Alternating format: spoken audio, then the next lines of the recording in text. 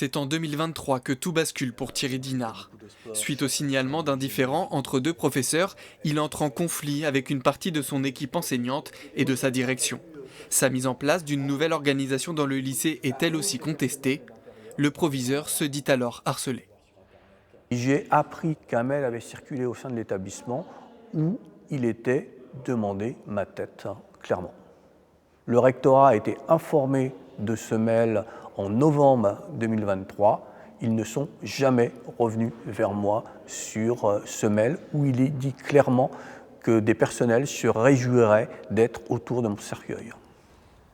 Une enquête du rectorat aboutit en décembre 2023 à son remplacement au poste de proviseur. Il est rétrogradé dans un collège à Liancourt.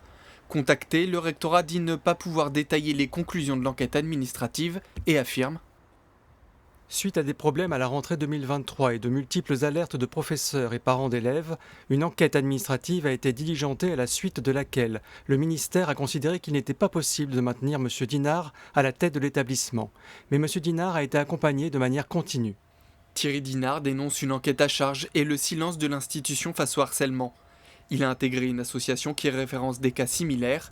Depuis sa création il y a un an, 350 témoignages ont été recueillis, dont 10 en Picardie. Les mots qui reviennent le plus souvent, dans à peu près 90% des cas, c'est le type de comportement qui a été subi. Rumeur, calomnie, critique injustifiée, isolement, mépris, et pour 8 cas sur 10, absence de protection, absence d'enquête, retournement de la situation contre l'agent.